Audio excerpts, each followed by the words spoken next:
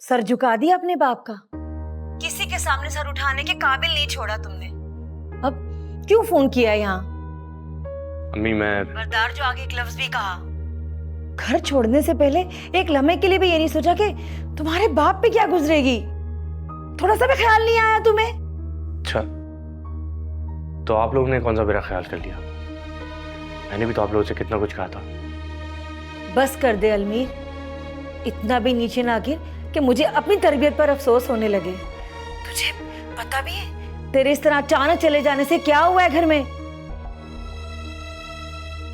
अम्मी सच बताओ ना, तो मैं जानना भी नहीं चाहता।